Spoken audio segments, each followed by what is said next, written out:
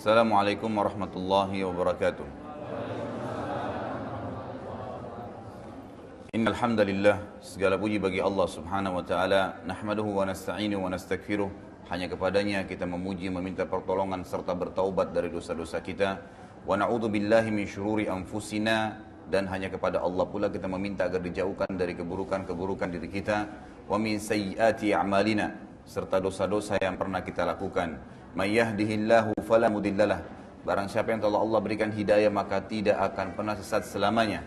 Wa may yudlil fala hadiyalah, dan barang siapa yang telah Allah sesatkan maka tidak akan mendapatkan petunjuk selamanya. Asyhadu an la ilaha illallah wahdahu la syarika lahu wa asyhadu anna Muhammadan abduhu wa rasuluh. Saya bersaksi tiada Tuhan yang berhak disembah kecuali Allah, dan Muhammad benar-benar hamba juga utusannya. Qala Allah Ta'ala, Allah mengingatkan kita dalam kitabnya, Ya ayyuhalladzina amanu taqullaha haqqa tuqatih wa la tamutunna illa wa antum muslimun. Hai sekalian orang-orang yang beriman, bertakwalah pada Allah, patuhlah pada Allah sesungguhnya Tuhan sebenar-benar patuh, dan janganlah sekali-kali kalian meninggal dunia kecuali dalam keadaan Islam. Di ayat yang kedua qala Allah azza wa jalla, ya ayyuhan nasu taqu rabbakumul ladzi khalaqakum min nafsin wahidah wa khalaqa minha zawjaha wa batha minhuma rijalan katsiran wa nisaa'a. Wattaqullaha alladzi tasaaluna bihi wal arham innallaha kana 'alaikum raqiba. Hai sekalian manusia, sekali lagi bertakwalah atau patuhlah pada Allah, satu-satunya Tuhan yang telah menciptakan kalian dari jiwa yang satu, yaitu Adam alaihissalam, dan telah menciptakan dari jiwa yang satu istrinya Hawa alaihissalam, dan telah banyak memberikan keturunan laki-laki juga perempuan dari keduanya. Sekali lagi bertakwalah pada Allah, hanya patuhlah kepada Allah dan jagalah hubungan silaturahim. Sesungguhnya Allah senantiasa mengawasi kalian.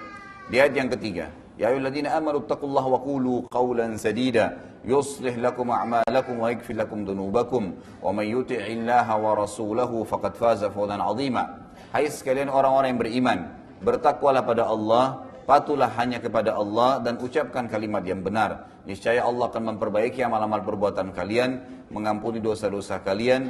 Barang siapa yang mentaati Allah dan Rasulnya, maka dia telah mendapatkan kemenangan yang besar. Amma ba'd fa inna asdaqal hadithi kitabullah. Kita tahu sebenar-benar perkataan adalah kitabullah, Al-Quran. Wa khair hadi Muhammadin sallallahu alaihi wasallam, dan sebaik-baik petunjuk secara Al-Quran adalah petunjuk Nabi Muhammad sallallahu alaihi wasallam. Wa syarrul umuri muhdatsatuha, dan seburuk-buruk perbuatan yang tidak berlandaskan terutama dalam ibadah dari wahyu Allah, Al-Quran dan Sunnah. Fa inna kulla muhdatsin bid'ah. Semua yang tidak punya landasan wahyu dalam ibadah dikenal dengan perbuatan baru dalam Islam atau dalam agama. Wa inna kulla bid'atin dhalalah, dan perbuatan ibadah yang baru tidak berlandaskan wahyu bisa membawa pelakunya pada kesesatan. Wa dalam final dan kesesatan akan membawa pelakunya ke dalam api neraka. Bapak Ibu, ikhwah akhwat sekalian rahimani wa rahimakumullah. Sebagaimana kita sudah tahu bahwasanya pertemuan kita membahas tentang as-sirah an-nabawiyah.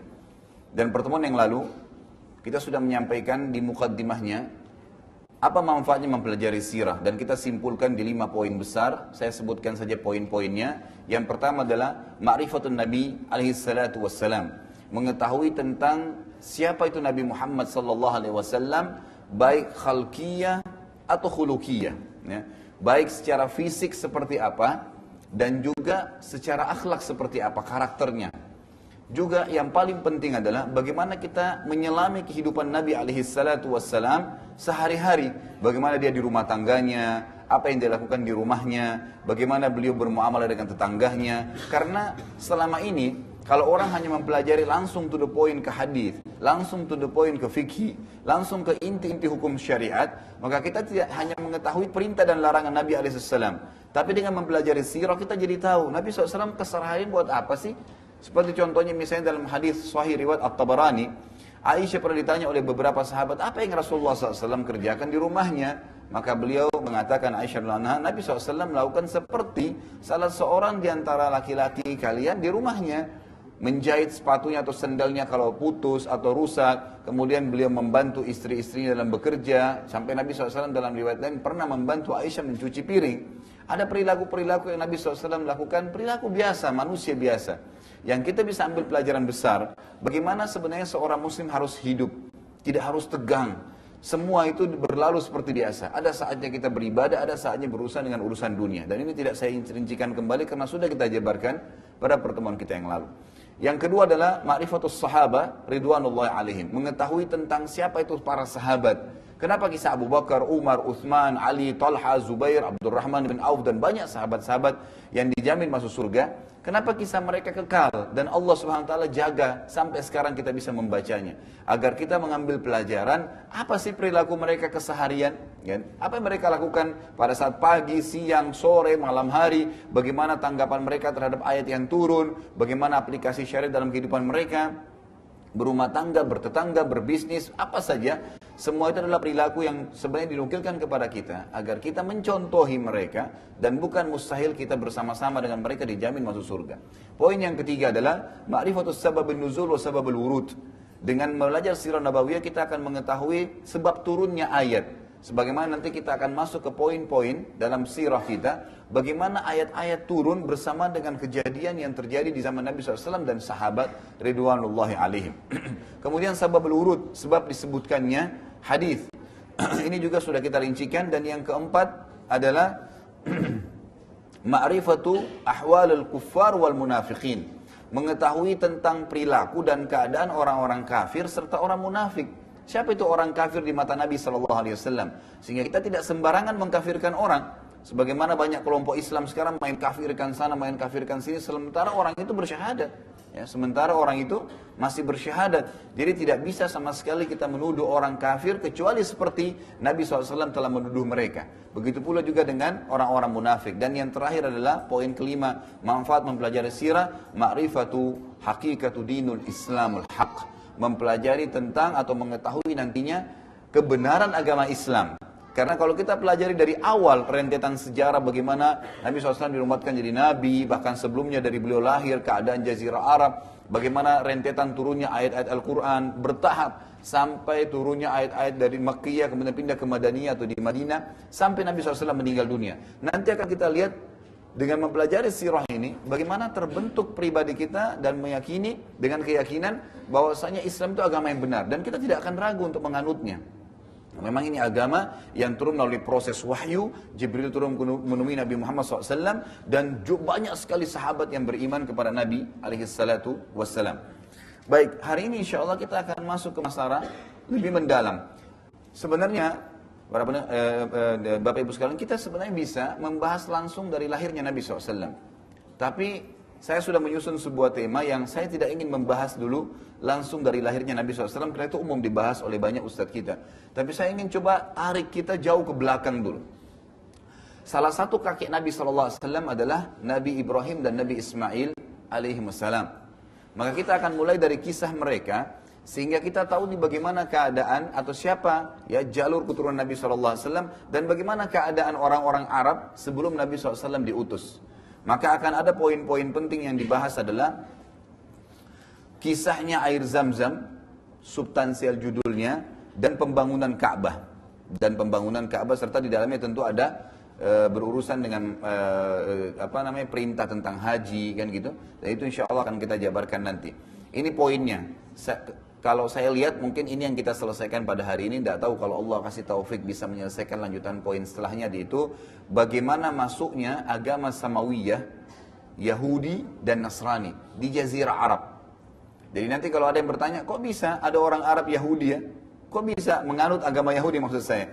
Bagaimana bisa ada orang Arab yang Nasrani? Ada kisahnya tersendiri. Bagaimana agama ya properties ini atau agama Samawi ini bisa masuk di Jazirah Arab sebelum Nabi SAW diutus. Sebelum Nabi SAW diutus, ini sangat penting untuk diketahui karena rentetannya banyak sekali dengan ayat dan hadis Nabi SAW. Dan akan ada kisah tentang ya penghancuran ya Abraha dengan pasukan gajahnya. Kemudian akan ada kisah juga bagaimana masuknya ya negeri Yaman di bawah kekuasaan Faris. Ini semua poin-poin penting yang akan dibahas yang menjadi mukaddimah dalam sirah kita sebelum nanti kita masuk ke poin selanjutnya ya tentang masalah bagaimana ya kelahiran Nabi alaihi salatu wassalam. Baik, kita mulai ya. Bapak Ibu sekalian rahimakumullah, semoga Allah SWT berikan taufik kita. Nabi Ibrahim alaihissalam adalah nabi yang mulia, mendapatkan julukan Abul Anbiya, ayahnya para nabi ya. Kenapa dikatakan seperti itu? Karena Nabi Ibrahim alaihissalam itu memiliki dua orang istri. Yang pertama adalah Sarah. Ya. Sarah masyhur, sangat terkenal dengan kecantikannya dan kemuliaannya. Luar biasa gitu. Tentu kita tidak akan terlalu mendalam membahas tentang bagaimana keadaan atau kehidupan ya Sarah bersama Ibrahim alaihissalam, tapi ada beberapa yang disebutkan dalam ayat Al-Quran dan juga hadis Nabi SAW yang penting untuk kita ketahui berhubungan dengan pelajaran sirah kita ini. Di antaranya, Nabi Ibrahim alaihissalam pernah mengadakan perjalanan bersama Sarah ke wilayah Mesir di Afrika Utara. Pada saat sampai ke Mesir, kebetulan waktu itu rajanya Mesir di zaman itu zalim, suka sekali mengambil istrinya orang. Ya. Jadi bukan mencari perempuan umumnya, tapi istrinya orang. Kenapa? Karena dia tahu kalau, atau dalam pikiran dia pada saat itu, kalau seandainya wanita ini dinikahi oleh seorang laki-laki, pasti dia pilihan gitu, dipilih oleh laki-laki tersebut. Jadi perilakunya sangat buruk. Sarah itu sangat terkenal dengan kecantikannya. Maka Nabi Ibrahim alaihissalam waktu jalan dengan Sarah masuk ke Mesir, datanglah beberapa prajurit Raja Mesir waktu itu ingin mengambil Sarah. Maka apa yang mereka katakan? Siapa ini? Pertama ditanya, siapa ini? Maka Ibrahim alaihissalam mengatakan, ini saudariku. Nggak dikatakan istriku. Kenapa? Karena kalau dia katakan istriku, diambil Sarah nantinya. Dan ini disebutkan dalam hadis Bukhari tentang bagaimana di mahsyar nanti, ya, orang-orang pada saat kepanasan, ya, orang membutuhkan tentang hadis syafaat kubra, ya. Bagaimana Nabi SAW akan memberikan syafaat nanti pertolongan kepada umatnya di padang mahsyar. Manusia pada saat sudah kepanasan, sudah menunggu lama di mahsyar, Allahu alam berapa lama sebagaimana disebutkan dalam hadis, maka ada sebagian manusia datang ke Adam lalu berkata, "Hai Adam, engkaulah ayah kami, engkaulah manusia pertama, mintalah kepada Allah yang supaya Allah datang mengadili kami. Kami ke surga atau ke neraka? Yang penting datang dulu mengadili." Karena di mahsyar sangat panas dan luar biasa pemandangannya gitu. Orang kan ada yang terbalik wajahnya di bawah, ada yang dibangkitkan dengan a'azzakumullah bokongnya di atas dan beragam macam perilaku yang terjadi itu tidak kita bahas juga. Tapi yang jelas pointernya, mereka datang ke Adam, Adam mengatakan, hari ini Tuhanku telah murka, belum pernah murka sebelumnya seperti ini. Nafsi, nafsi, saya cuma bisa selamatkan diriku sendiri. Maka kalian cobalah pergi ke Idris. Datanglah kepada Idris AS. Lalu Idris juga mengatakan hal yang sama. Intisarinya setiap nabi didatangi ya, oleh manusia-manusia sampai mereka tiba kepada Ibrahim AS. Lalu Nabi Ibrahim AS mengatakan, saya tidak berani karena hari ini Tuhanku telah marah, belum pernah marah sebelumnya seperti ini. Dan tidak akan marah sesudahnya seperti ini. Lalu beliau mengatakan, saya telah melakukan perbuatan salah. Apa itu perbuatan salah Nabi Ibrahim AS? Disebutkan dalam riwayat ini. Saya pernah berbohong. Apa bohongnya? Waktu dia mengatakan kepada prajurit Mesir, ini saudari saya. Sebenarnya bukan bohong ya. Beliau di sini maksudnya saudari saya dalam agama gitu. Tapi beliau karena ketaatannya kepada Allah menganggap itu dosa. Jadi beliau mengatakan, saya pernah berbohong, padahal bohongnya pun sama orang kafir gitu kan. Demi untuk keselamatan istrinya, dia mengatakan ini saudari saya. Jadi Nabi Ibrahim AS mengakui dalam riwayat ini, bagaimana sebenarnya dulu dia pernah melakukan itu. Dan ini riwayat yang menjelaskan ya kejadian tadi. Kita kembali kepada kisah. Tapi karena kecantikan Sarah, maka prajurit-prajurit Raja Mesir waktu itu tetap mengambilnya. Walaupun sudah mengaku bahwasanya nah ini adalah saudari saya. Pada saat dibawa ke istana dan Raja Mesir melihat kecantikan dimiliki oleh Sarah, maka dia langsung ingin menjamahnya. Maka Sarah berdoa kepada Allah Azza wa Jal agar ya diselamatkan. Tiba-tiba saja tangan ya kanannya si raja itu stroke. Tiba-tiba nggak bisa bergerak. Mau menyentuh nggak bisa gitu kan. Maka dia mengatakan, apa yang kau lakukan dengan saya? Kata raja itu ya. Maka Sarah mengatakan, saya tidak berbuat apa-apa ya, saya hanya berdoa kepada Tuhan saya agar diselamatkan dari keburukanmu. Maka dia mengatakan, mintalah kepada Tuhanmu agar saya dikembalikan ya, dan saya tidak akan ganggu kamu. Maka Sarah pun berdoa kepada Allah Azza wa Jal agar disembuhkan orang itu sembuh gitu kan. Dia tadi belum yakin nih rajanya. Maka apa yang dilakukan? Dia dekati lagi yang kedua kalinya. Jadi dia berbohong tadi. Maka kena sakit yang sama. Tiba-tiba tangannya ingin menjamah tidak bisa bergerak. Gitu kan? Maka dia berkata lagi, mintalah kepada Tuhanmu disembuhkan dan saya tidak akan ganggu kamu. Saya janji. Gitu kan? Ternyata Sarah berdoa lagi yang kedua kali. Ya, dia kembali lagi. Sembuh. Dia mau jamah lagi. Gitu kan? Sampai 3 kali. Yang ketiga kalinya, pada saat dia ingin sentuh, akhirnya kembali lagi seperti itu dan dia berkata, saya berjanji dan sudah pasti saya tidak akan ganggu kamu, disaksikan oleh semua apa yang orang-orang yang ada di istana saya ini, saya akan bebaskan kamu. Lalu dikeluarkan seorang budak wanita oleh si raja ini, itulah Hajar. Dikeluarkan oleh raja, ini saya hadiahkan untukmu gitu. Maka Sarah pun berdoa kepada Allah dan disembuhkan tangannya, ya. Raja itu lalu dia berkata dalam riwayat yang masyhur, raja itu berkata, keluarkan wanita ini dari istana saya karena yang kalian bawa adalah jin, gitu. Ya. Karena dia tidak yakin kepada Allah Subhanahu wa taala. Jadi dia ucapkan kalimat tersebut. Maka pulanglah Sarah membawa Hajar, ya. Ini kisah awalnya, gitu kan. Jadi Hajar itu memang seorang budak yang dihadiahkan oleh Raja Mesir yang tadinya ingin berbuat jahat dengan Sarah. Pulanglah mereka, ya, balik. Ada beberapa riwayat, ada yang mengatakan Nabi Ibrahim AS tinggal di Palestina, ada riwayat yang mengatakan Nabi Ibrahim tinggal di Babilonia. Ya. Tapi kalau kita gabungkan kedua riwayat ini, Nabi Ibrahim AS memang lahir di kota Babilonia, ya, di Irak. Dan perlu Anda tahu, Irak itu bukan wilayah asli orang Arab, ya. Nanti kan kita pelajari di pelajaran kita di masalah Nabi Ibrahim AS. Jadi Arab itu ada dua. Ada Arab musta'ribah, ada Arab asli. Ada orang Arab yang asli dan itu dari Yaman asalnya mereka. Dan ada orang Arab yang terarabkan. Ini diistilahkan bagi siapapun yang menikah dengan orang Arab atau menggunakan bahasa Arab di lisannya. Makanya kita lihat seperti negara-negara di Afrika, Mesir, Tunis, Jazair, Maroko, itu semua bukan orang Arab. Ya. Itu mereka bukan orang Arab. Orang Mesir itu aslinya orang Kipti, ya, suku Kipti. Tapi karena mereka pakai bahasa Arab di negaranya dikatakan negara Arab, orang Arab gitu kan, kena bahasa. Sama dengan Tunis, Jazair, Maroko, 3 negara besar di Afrika Utara ini adalah suku barbar yang terkenal. Ya, setelah mereka masuk Islam, mereka menikah dengan orang-orang Arab, bahasanya sudah pakai bahasa Arab, maka dikatakan orang-orang Arab. Kita temukan juga Sudan, itu asli Afrika, gitu kan. Tapi jadi negara Arab. Dan seterusnya. Sama kalau kita lihat ke arah barat, itu arah timur dan arah baratnya, sama juga di Irak. Ya. Irak juga begitu, bukan negara Arab. Ya. Tapi karena mereka menggunakan bahasa Arab dan berbaur, akhirnya dikatakan negara Arab. Jadi Nabi Ibrahim AS bukan asli orang Arab. Ya. Bukan asli orang Arab. Nanti akan kita lebih jauh mempelajari masalah itu bi'idznillah ta'ala. Jadi Nabi Ibrahim AS akhirnya, Sarah akhirnya pulang bertemu Nabi Ibrahim AS dan mereka semua kembali, ya, ke wilayah Babilonia. Ya. Ini wilayah tempat lahir Nabi Ibrahim AS. Lalu mereka pindah ke Palestina setelahnya. Mereka pindah ke Palestina. Ringkas cerita adalah, karena ini cukup panjang kisahnya, ya, dan ini ada bahasan khusus tentang Nabi Ibrahim AS dengan Sarah. Intinya adalah Nabi Ibrahim AS akhirnya, ya, setelah berapa tahun menikah dengan Sarah, dan Sarah tidak memiliki anak. Ya, sebagian riwayat mengatakan karena beliau mandul, ya, beliau mandul. Sampai umurnya, ada beberapa riwayat yang khilaf, tapi ada pendapat yang kuat mengatakan umur Sarah itu mencapai 60 tahun. Tidak punya anak, gitu kan. Waktu itu ada beberapa riwayat juga yang menyebutkan Hajar dengan Sarah ini selisih umurnya cukup jauh. Karena Hajar itu adalah seorang budak yang masih mudah sekali pada saat dihadiahkan, gitu kan. Tapi tidak disebutkan umurnya.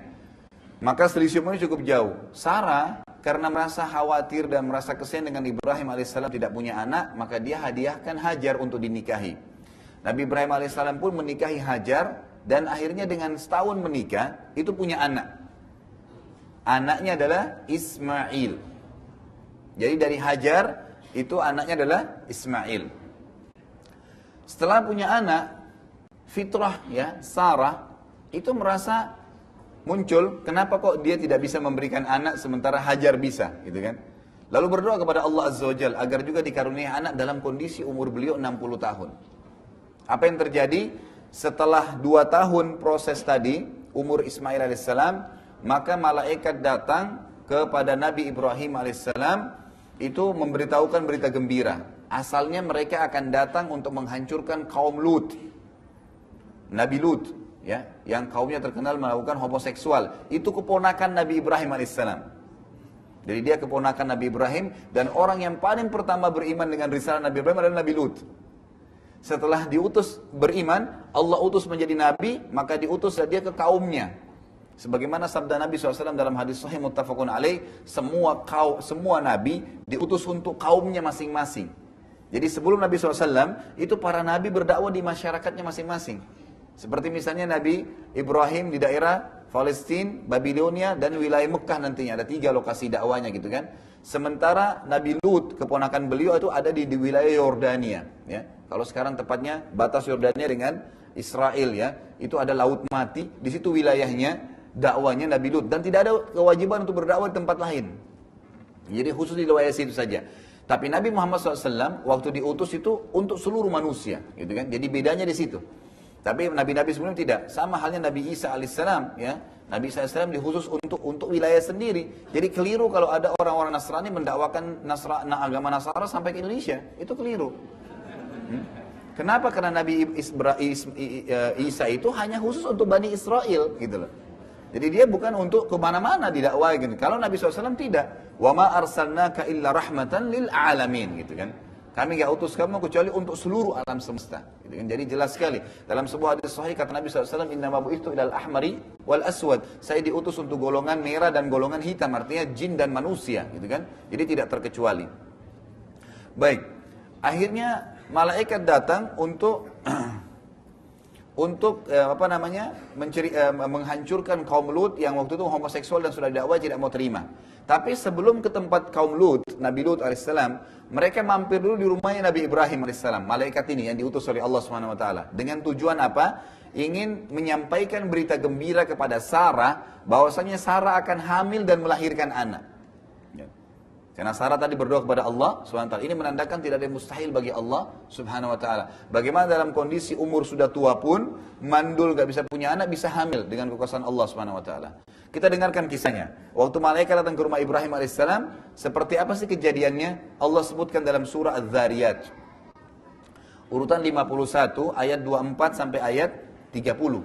Ya. Az-Zariyat 54 urutan surahnya ayat 24 sampai ayat 30 yang bunyinya a'udzubillahi minasyaitonir rajim.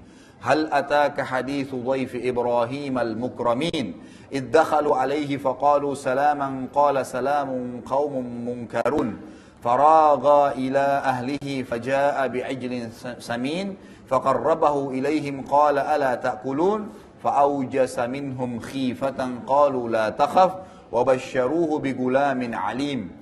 فأقبلت امرأته في صرة فصقت وجهها وقالت عجوز عقيم قالوا كذلك قال ربك إنه هو الحكيم العليم. Sudah sampaikah kepadamu hai Muhammad cerita tentang tamunya Ibrahim, 2 malaikat yang datang untuk menghancurkan kaum Lut. Kisahnya bagaimana? Yaitu malaikat-malaikat yang dimuliakan kata Allah di ayat 24-nya. Ayat 25-nya, ingatlah ketika mereka datang ke tempatnya Ibrahim dan mengucapkan salamun atau keselamatan bagi Ibrahim. Ibrahim pun menjawab salam juga, ya, artinya keselamatan untuk kalian. Ya. Sesungguhnya kalian orang-orang yang tidak dikenal, kata Nabi Ibrahim AS kepada 2 malaikat tadi. Siapa kalian ini tidak dikenal gitu? Maka dia pun Ibrahim AS ini terkenal dengan karamnya, ya, sangat ringan tangan, sangat suka dengan tamu gitu. Maka pada saat malaikat ini datang, tidak dikenal. Lalu dipersilahkan masuk, ya, tidak ditanya siapa kalian. Yang pertama Nabi Ibrahim AS lakukan adalah, dia dengan secara diam-diam menemui keluarganya di belakang, ya, di dapurnya istilahnya ya. Kemudian dia menyembelih seekor anak sapi yang gemuk. Ya. Langsung dimasak dan dihidangkan gitu, kepada tamunya. Jadi tanpa menanyakan, ya, siapa kalian gitu. Dan ini sebuah perilaku yang diberikan atau kata ulama tafsir menandakan contoh yang sangat baik dari Nabi Ibrahim alaihissalam. Ya, kalau sudah ada yang datang ke rumah, nggak usah dimulai dengan su'lan dulu, kan gitu. Siapa orang ini dan segalanya, berikan sesuatu, mungkin minuman, mungkin makanan yang bisa ditolong, lalu ditanya, ada apa kira-kira kebutuhannya gitu kan. Nabi Ibrahim alaihissalam melakukan itu dalam ayat ini. Jadi kemudian dia ke keluarganya menyiapkan seekor sapi kecil, gemuk yang kecil, yaitu biasanya sapi pilihan gitu kan. Kemudian dimasak dan dihidangkan langsung. Lalu tak kala dihidangkan kepada mereka, kepada 2 malaikat tadi, Ibrahim lalu berkata, silahkan dimakan gitu ya. Ini ayat 27-nya, ayat 28, tapi mereka tidak mau makan. Karena itu Ibrahim merasa takut terhadap mereka. Ya, merasa takut terhadap mereka dan berkata, janganlah kamu takut atau jangan engkau takut wahai Ibrahim, Dan mereka menyampaikan berita gembira kepada Ibrahim tentang akan lahirnya seorang anak bagi Ibrahim yang bernama Ishak. Ya, yang bernama Ishak. Inilah dari Sarah, gitu kan. Jadi nanti di sini kisahnya, rentetannya sudah mulai masuk lebih dalam. Bagaimana Sarah akhirnya punya anak setelah berdoa kepada Allah Azza wa Jalla dan umurnya sudah sangat tua dan dia akim. Memang dia orang yang mandul, gitu kan. Lalu dikatakan kemudian istrinya, ya, Sarah tadi, istrinya Ibrahim AS, datang memekik lalu menepuk mukanya sendiri seraya berkata, artinya dia kaget gitu, kok ada berita gembira dari malaikat nih, dia akan hamil dan punya anak gitu. Dia mengatakan, sungguhnya aku seorang wanita yang tua dan mandul. Lalu para malaikat menjawab, demikianlah Tuhan kalian memfirmankan, ya, sesungguhnya dialah yang maha bijaksana lagi maha mengetahui. Artinya Allah Subhanahu wa taala mampu membuat apapun, bahkan Allah mampu membuat semua wanita hamil tanpa laki-laki kalau Allah mau. Nah, gitu. Bisa melahirkan, punya anak, bisa punya keturunan, tidak harus berhubungan biologis antara suami istri. Tapi itu kekuasaan Allah Azza wa Jalla. Lalu kisahnya adalah Sarah hamil dan akhirnya melahirkan seorang anak yang bernama Ishak. Ya. Jadi di sini Nabi Ibrahim alaihissalam, nanti kita akan kembali kepada atas tadi bahasan awal, kenapa diberikan julukan Abul Anbiya, ayahnya para nabi, karena dari dua istrinya, dua-dua anaknya nabi, Ismail dan Ishak, gitu. Dua-duanya nabi. Nabi Ibrahim alaihissalam akhirnya jadi mempunyai dua orang putra, dua-duanya nabi, Ismail alaihissalam dan Ishak alaihissalam. Ismail, ya, pada saat dia baru lahir dan sudah masyhur kisahnya, saya ringkaskan kembali gitu kan, yang mungkin Bapak Ibu sudah tahu. Kemudian pada saat selesai melahirkan tadi, ya, Sarah, Allah Azza wa Jal memerintahkan Ibrahim AS untuk membawa Hajar dan anaknya Ismail. Kemana? Ke Mekah. Sudah masyhur, ya. Dibawa ke Mekah. Waktu akan pergi, Nabi Ibrahim AS tidak menceritakan kepada Hajar dan anaknya Ismail. Tidak, Ismail memang masih kecil, ya, masih menyusui. Tapi tidak menceritakan kepada, ya, Hajar, kita mau kemana nih, tidak diceritain. Dibawa aja, naik unta sampai tiba di Mekah. Mekah waktu itu padang pasir, nggak ada pohon, nggak ada orang, lembah gitu. Jadi kalau Anda lihat, ya, gambar aslinya Ka'bah itu ada pegunungan sekelilingnya dan itu lembah. Makanya hikmahnya di sana tidak pernah hujan. Satu kali hujan banjir pasti. Karena memang lembah. Ya itu lembah. Jadi kalau turun hujan dari gunung itu pasti ngumpuk semua di Ka'bah itu. Seperti kejadian beberapa tahun yang lalu, ya. Mungkin masih ada fotonya itu sampai di pintu Ka'bah banjirnya gitu kan. Itu mungkin tahun 60-an ya terjadi di Mekah dulu. Itu karena memang tidak pernah hujan, dengan hikmah Allah SWT. Pada saat hujan pun maka terjadi banjir. Waktu itu tidak ada pohon, tidak ada makanan, tidak ada orang, nggak ada kehidupan gitu. Padang pasir, ya, lembah. Tetapi sebagian ulama mengatakan memang asalnya, ya, Ka'bah itu asasnya sudah ada. Asasnya sudah ada. Dan pernah Ka'bah itu dibangun oleh Adam alaihissalam dengan Syith, anaknya. Atau anak Nabi Adam namanya bernama Syith, ya. Mungkin yang Bapak Ibu kenal Qabil dan Habil kan gitu. Tapi ada lagi yang satu namanya Syith, dan Nabi Adam alaihissalam punya banyak anak. Syith ini anak yang sangat saleh, tapi dia tidak diangkat menjadi nabi. Khilaf di antara ulama, tapi dikatakan tidak diangkat menjadi nabi karena sudah disepakati 10 abad, ya. Dari zaman Nabi Adam alaihissalam itu tidak ada syirik. Tidak dibutuhkan nabi. Gitu kan? Nanti setelah adanya kesyirikan barulah Allah Subhanahu wa taala mengutus Idris alaihissalam, gitu kan? Jadi konseptualnya di sini jelas. Lalu Ismail alaihissalam dibawalah Hajar dengan ibunya Hajar oleh Ibrahim alaihissalam ditaruh. Pada saat tiba di lembah itu lalu diletakkan langsung, ditaruh aja. Silakan turun di sini. Hajar bingung.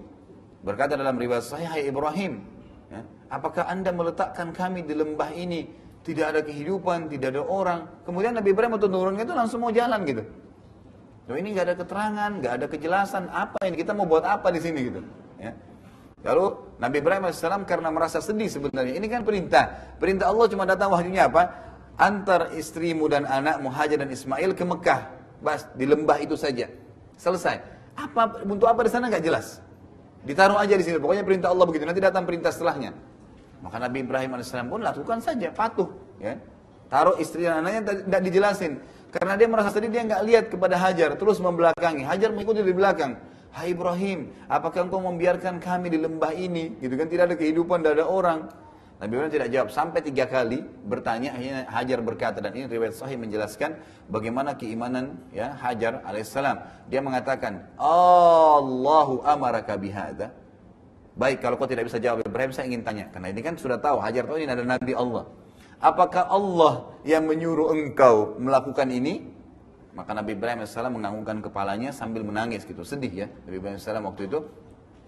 Maka Hajar menjawab pertanyaan membesarkan jiwanya dan suaminya juga. Dia mengatakan, idzan la yudayyi'ana. Kalau begitu Allah tidak akan membiarkan kami.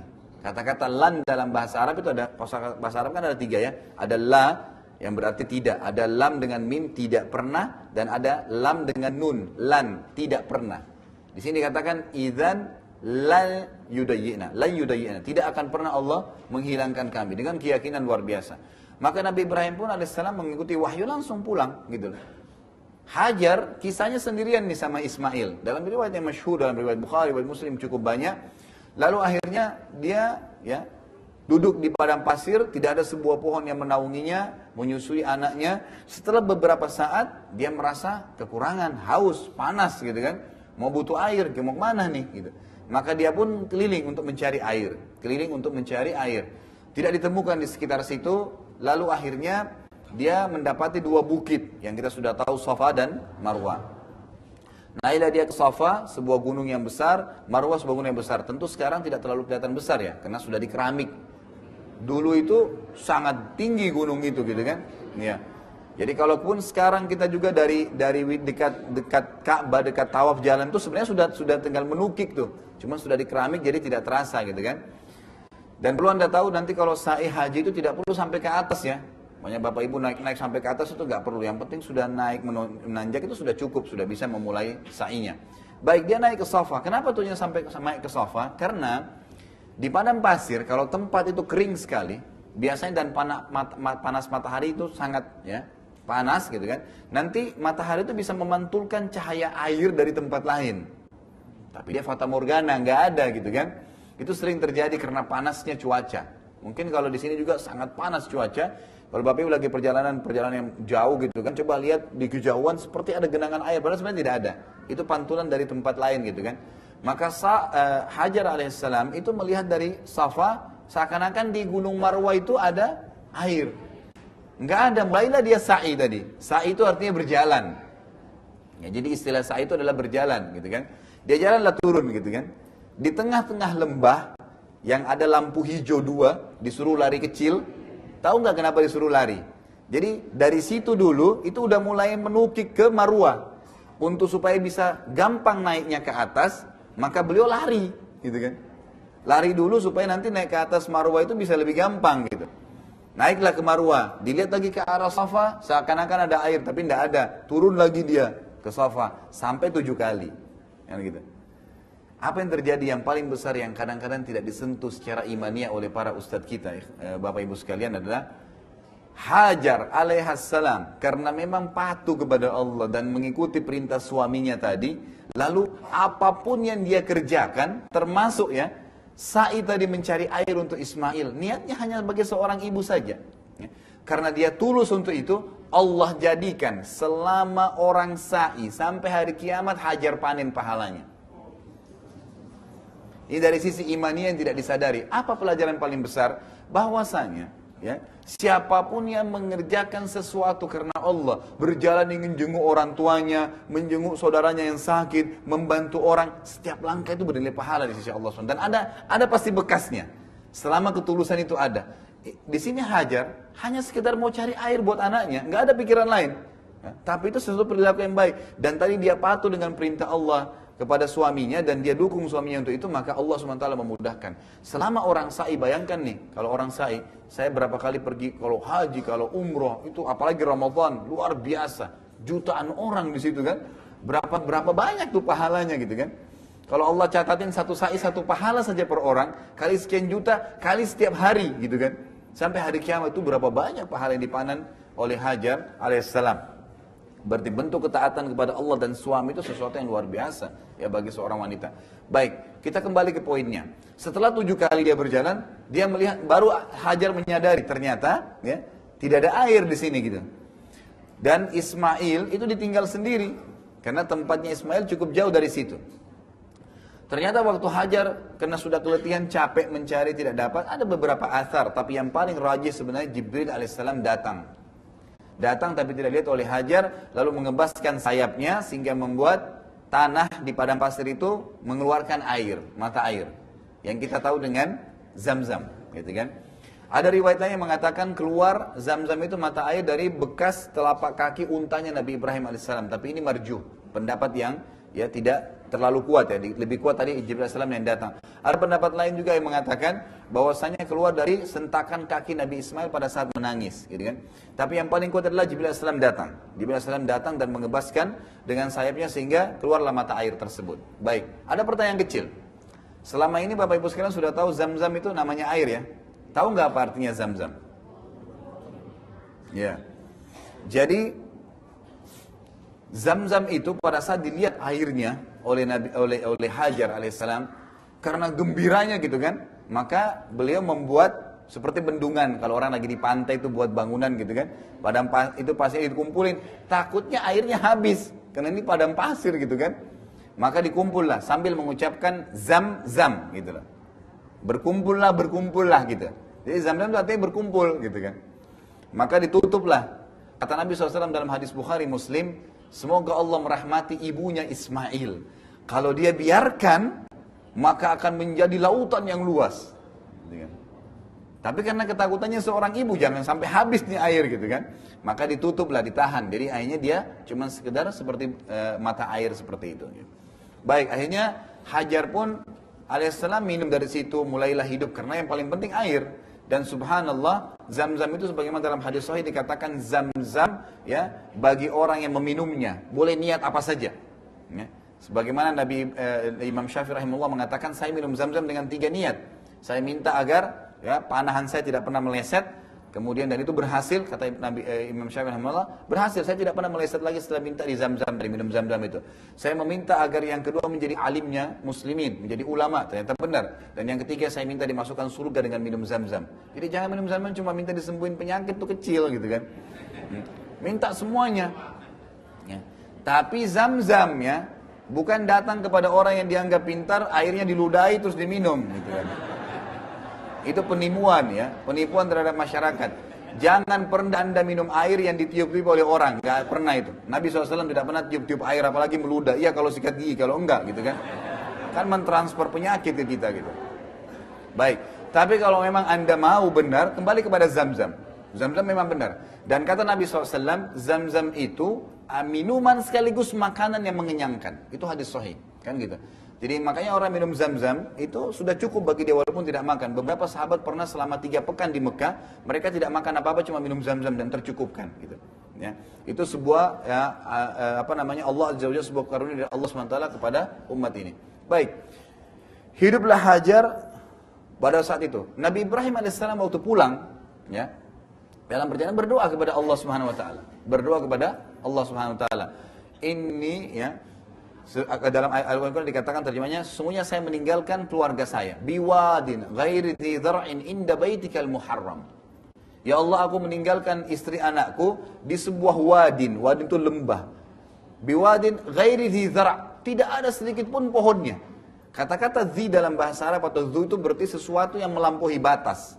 Misalnya orang yang kuat menghafal, dia dikatakan ya misalnya orang yang suka menghafal bahasa Arabnya ya, misalnya hafidh, ya, orang yang kuat hafalannya. Tapi kalau memang dia kuat sekali, melampaui batas, mereka katakan dzu hifdz. Orang ini dzu hifdz, luar biasa hafalannya. Jadi kata-kata dzu atau dzi digunakan untuk sesuatu yang melampaui batas. Maka kata Ibrahim alaihissalam, biwadin ghairi dzi zar'in, di lembah yang tidak ada satupun rumput, nggak ada gitu. Jadi kosong sekali gitu. Inda baitikal muharram, tapi poinnya di lokasi tempat rumahmu yang muharram. Ini menandakan ulama tafsir bilang Ka'bah itu asasnya sudah ada tadi yang saya katakan. Dan mulailah mereka menjabarkan dengan beberapa asal yang menyebutkan bahwasanya pernah dibangun oleh Nabi Adam alaihissalam dan Syir, kemudian dengan berjalannya waktu hancur gitu kan. Nanti Nabi Ibrahim alaihissalam diperintahkan untuk membangun kembali Ka'bah itu. Jadi Ka'bah bukan baru dibangun pada saat itu, tapi sudah ada sebelumnya, nanti pondasinya sudah ada lalu dibangun kembali. Lalu Nabi Ibrahim SAW pada saat berdoa, Nabi Ibrahim pun menyebutkan dalam doanya yang masyhur yang mengatakan, ya, kirimlah orang-orang kepada istri dan anak saya gitu, supaya mereka tidak sendirian, gitu kan. Maka Allah SWT pun menerima doanya. Apa yang terjadi? Ada sebuah kasus terjadi pada saat itu. Masyarakat Arab saya katakan yang asli turunannya itu di Yaman. Tidak ada waktu itu di selain di Yaman. Nggak ada di selain di Yaman. Di Yaman dulu ada terkenal sekali pada zaman Nabi Ibrahim SAW itu sebuah bendungan. Namanya Ma'rib. Saddul Ma'rib. Ya. Saddul Ma'rib ini saat itu adalah bendungan. Ma'rib nama kotanya, nama lokasinya gitu. Masyarakat Yaman itu luar biasa kehidupannya. Sangat makmur, sangat luar biasa gitu. Tentram, semuanya luar biasa gitu. Apa yang terjadi? Karena mereka kufur terhadap nikmat Allah Subhanahu wa taala, maka akhirnya dihancurkan oleh Allah Subhanahu wa taala bendungan tersebut, ya. Itu ada kisah tersendiri disebutkan juga dalam Al-Qur'an. Pada saat hancur bendungan tersebut, orang-orang Arab ini nggak punya lagi sumber kehidupan. Mulailah suku-suku Arab asli ini keluar dari Yaman, gitu kan? Untuk mencari lokasi yang ada airnya. Karena nggak ada air, mereka nggak bisa hidup, ya. Makanya Allah SWT mengatakan dalam Al-Quran, وَجَعَلْنَا مِنَ الْمَاءِ كُلَّ شَيْءٍ حَيٍّ. Kami menjadikan segala sesuatu dari air itu bisa hidup. Ya. Kalau makanan itu mungkin hanya sekedar menutupi, tapi air nggak bisa, maka bisa meninggal, gitu kan? Ini sesuatu yang sangat penting. Maka Allah SWT menceritakan tentu dalam Al-Quran tentang kisah penghancuran atau hancurnya bendungan itu, ya. Dan kemudian lalu Allah SWT mengganti tadinya di sebelah bendungan itu, sebelah kanannya itu ada, sebelah timurnya itu ada pohon-pohon buah-buahan, sebelah baratnya itu pohon sayur-sayuran, ya. Jadi mereka kaya sekali, makmur sekali gitu. Keluarlah suku-suku Arab ini dari Yaman. Salah satu yang jadi saksi bahasan kita adalah satu suku besar bernama suku Jurhum. Suku Jurhum.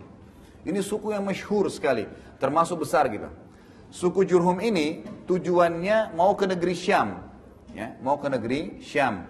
Tentu kalau Anda lihat peta Jazirah Arab itu berbentuk, ya, agak miring, kemudian ada sedikit lengkungan, ini Jazirah Arab, gitu kan. Kalau kita lihat, ya, Yaman itu berada di selatan Jazirah Arab, jadi Yaman lebih dekat dengan kita. Makanya Nabi SAW menjadikan, ya, miqatnya, tempat niatnya orang Asia Tenggara. Ya, kita ini sampai ke belakang gitu kan, itu Yalamlam namanya, di Yaman. Jadi kalau sudah dekat dengan Saudi gitu kan, biasanya disampaikan oleh pramugara atau pramugaranya, ini udah lewat di atas, ya, Yalamlam maksudnya, itu tempat mikot di Yaman. Karena Yaman lebih dekat, di selatan Jazirah Arab, di bagian bawahnya, kita di bagian selatan Jazirah Arab. Kemudian kalau kita naik lagi, di utaranya Jazirah Arab itu ada negeri Syam. Syam ini 4 negara sekarang, Yordania, Palestina, Lebanon, dan Syria. Ini punya rentetan sejarah yang sangat besar. Nanti akan sering kita sebutkan lokasi ini. Yaman, Jazirah Arab umumnya, kemudian negeri Syam. Baik, suku Jurhum waktu hancur bendungan tadi dari Yaman tujuannya mau ke negeri Syam. Karena Syam terkenal banyak laut, ada banyak sungai gitu kan. Kehidupannya bagus gitu. Ya, tidak ada masalah di sana. Pada saat mereka jalan, di tengah-tengah Jazirah Arab itu ada kota Mekah, ya, Madinah gitu kan. Mereka lewat. Agar mereka bisa hidup, ya, sampai ke negeri Syam, itu di pinggiran, ya, di pinggiran Jazirah Arab itu ada Laut Merah, ya. Itu batas antara Asia dengan Afrika gitu kan. Jadi sekarang Saudi dengan Mesir, kan gitu. Itu ada Laut Merah, tempat di mana Firaun ditenggelamkan oleh Allah Azza wa Jalla. Lalu lewat dari situ agar mereka bisa hidup dari laut itu. Waktu Mekah ini kebetulan sangat dekat dengan Laut Merah itu. Kayak sekarang, itu kan Jeddah, kalau Anda pernah lihat ada lautan, itu Laut Merah. Kan gitu. Itu bagian dari Laut Merah. Jadi sebenarnya Mekah sangat dekat dengan laut, sekitar 60-70 kilo gitu kan. Maka mereka lewat, suku Jurhum ini lewat di sekitar situ. Tujuannya agar tetap bisa hidup sampai ke negeri Syam. Ngambil dari lautan tadi, ikannya dan segalanya gitu. Waktu mereka lewat di sekitar Mekah, mereka tahu tuh ada dikenal ini ada lembah nih di sini, tapi mereka nggak tahu ada apa di situ. Mereka dikagetkan karena melihat di atas lembah Mekah, Ka'bah itu ada burung yang berterbangan dan mengelilingi lokasi itu. Biasanya ini berarti ada air, biasanya begitu gitu. Maka pimpinannya mengatakan ini dari mana nih airnya? Tidak pernah ada seperti ini sebelumnya gitu kan? Kira-kira bagaimana nih? Apa yang coba utus orang deh, lihat. Kok bisa? Berarti ada air di sana. Datanglah 2 orang, gitu kan, dari suku Jurhum ini. Berhenti mereka istirahat terus datang ke sekitar lembah Mekah atau Ka'bah tadi. Mereka dikagetkan di sana ada Hajar dan Ismail hidup di sekitar mata air tadi, gitu kan? Ini langsung ya, sebelum ada bangunan-bangunan rumah gitu. Karena doanya Nabi Ibrahim AS tadi, tiba-tiba ini kejadian semua terjadi nih. Ya, gitu. Maka datanglah mereka. Pada saat mereka datang, karena mereka terkenal dengan zuhuluk, ya, akhlaknya yang mulia, mereka enggak merampas air itu, tapi mereka mengatakan, air ini adalah milik Anda, wahai Hajar, gitu kan? Kami suku ini keluar dari Yaman karena ceritanya seperti ini kronologisnya. Kami hanya minta satu, kami akan tinggal bersama Anda di sini, hidup dari mata air ini, dan kami akan bayar upeti. Kami akan bayar upeti. Maka Hajar salam setuju, datanglah suku tersebut, semua satu suku datang ke situ. Akhirnya mereka mulai membangun tuh rumah-rumah, mulai membangun perekonomian di Mekah. Itu awalnya kisah Mekah, dari lembah tidak ada apa-apa sampai masuk suku Jurhum ini. Kemudian mulailah hidup dengan Hajar dan Ismail alaihissalam. Lalu mereka hiduplah dari air tersebut, dan Hajar hidup lebih berkembang lagi karena ada upeti yang dibayar. Dari makanan, dari uang gitu kan. Hiduplah suasana di Mekah pada saat itu. Nabi Ismail alaihissalam berkembang nih. Nabi Ibrahim ini belum datang nih, belum pernah lihat. Ya. Ini karena Nabi Ibrahim alaihissalam itu nunggu wahyu. Ini kapan nih saya diperintahin untuk ke sana gitu kan? Karena semua berentetan dengan wahyu gitu kan. Ini seorang nabi. Sampai Nabi Ismail alaihissalam, itu menikah. Ya. Menikahnya dengan siapa? Anak kepala suku Jurhum. Anak kepala sukunya. Maka Nabi Ismail tadinya nggak bisa bahasa Arab jadi bahasa Arab. Karena memang dia bergabung dan menikah. Maka dari sinilah keluar istilah ada Arab asli, ada Arab musta'ribah. Ada Arab yang asli, ada Arab yang terarabkan. Termasuk Nabi Ismail AS. Karena menikah dengan orang Arab tadi, kemudian punya keturunan gitu kan. Nanti akhirnya keturunan Nabi Muhammad SAW. Di antaranya keturunan adalah Nabi Muhammad SAW. Menikahlah dengan anak kepala suku Jurhum gitu. Ada sebuah riwayat sahih yang menjelaskan, tapi ini tentu kita tidak sebutkan semua ya, karena cukup panjang kisah tentang masalah Ismail, bagaimana kehidupan di Mekah. Tapi ada poin-poin penting disebutkan. Di antaranya riwayat Bukhari, bahwasanya Nabi Ibrahim AS lalu dapat perintah untuk datang ke Mekah, menjenguk keluarganya, gitu kan. Pada saat datang ke Mekah, Nabi Ismail AS sudah menikah, gitu kan. Lalu dia datangi rumahnya, Nabi Ismail AS tentu petunjuk dari Allah SWT, memberikan salam kepada istrinya dari belakang ya, di dalam rumahnya gitu kan. Lalu Nabi Ibrahim tanya, di mana suamimu Ismail? Dia mengatakan suami saya lagi pergi. Saya tanya, bagaimana kehidupan kalian? Oh, kehidupan kami susah begini, semua keluhan. Semua isinya adalah keluhan, bermasalah begini begitu macam-macam gitu kan. Tapi tidak disebutkan, intinya adalah dia mempermasalahkan kehidupannya dengan Ismail. Selalu ada saja masalah gitu. Masalah ini tidak cukup, masalah ini tidak cukup semuanya. Lalu Nabi Ibrahim setelah mendengar mengatakan, sampaikan kepada suamimu Ismail, telah datang seseorang bernama Ibrahim. Dia tidak katakan ayahnya. Dan menitipkan pesan agar mengganti tiang rumahnya.